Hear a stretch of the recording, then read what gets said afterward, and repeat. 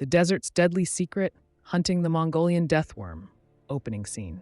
Sweeping shots of the Gobi Desert's dunes, wind howling. A haunting melody plays as the camera zooms in on a shadow moving beneath the sand. What if I told you there's a place on Earth where the sand sings, the dunes hide bones of ancient giants, and somewhere beneath your feet, a creature straight out of a nightmare waits? This isn't science fiction. This is the Gobi Desert. And for over a century, explorers have risked everything to find the Mongolian Death Worm cut to black. Text flashes, based on real expeditions. Act 1, The Legend. Scene, animated map of Mongolia.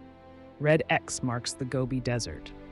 Let's start with a question that's haunted adventurers since 1926. How does a creature no one's ever photographed, a beast said to spit acid, shoot lightning, and kill with a touch, become so feared that even Indiana Jones's real-life inspiration wrote about it?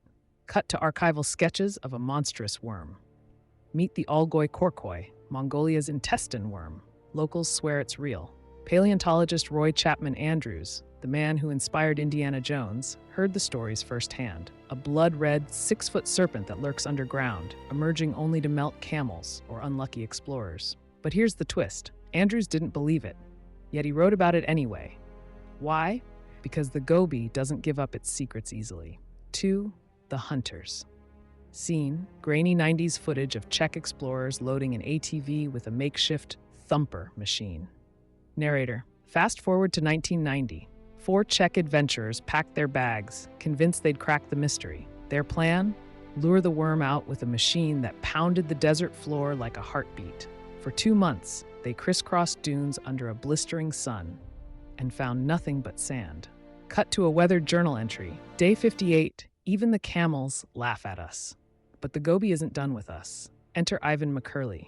In 2005, he returned with British explorers, offering cash rewards to locals for proof. They flooded the desert with flyers. They built traps. They even tried damming streams to create worm bait. Result, more stories, more sketches, 0 worms.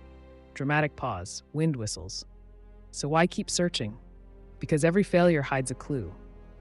Act 3, The Science. Close-up of a Tartar sand boa slithering into a burrow. Narrator, in 1983, a scientist heard an old man caught the worm. What he found wasn't a monster, it was this. A chunky, harmless snake locals swore was the killer. Wait, snakes? But in Mongolia, the word worm has always meant something deadly. Could centuries of fear just be a language mix-up? Cut to paleontologists unearthing dinosaur fossils. Then there's the Gobi's real monsters, the ones we know exist. This desert birthed the first dinosaur eggs ever found. It's littered with fossils of creatures that did spit acid, well, venom. So why chase a myth? Because sometimes legends outlive bones. Act 4, The Singing Sands. Scene, scientists sliding down a dune, triggering a deep, resonant boom. Narrator, but the Gobi's greatest trick isn't hiding worms. It's making the desert itself sing. Marco Polo swore he heard ghostly drums here. Today we know it's singing sands. How? Dry grains, perfect winds, and dunes acting like giant speakers. It's not magic, it's physics. But try telling that to someone alone in the dark, hearing the dunes roar. Final scene, sunset over the Gobi. A lone figure walks into the horizon. So does the death worm exist?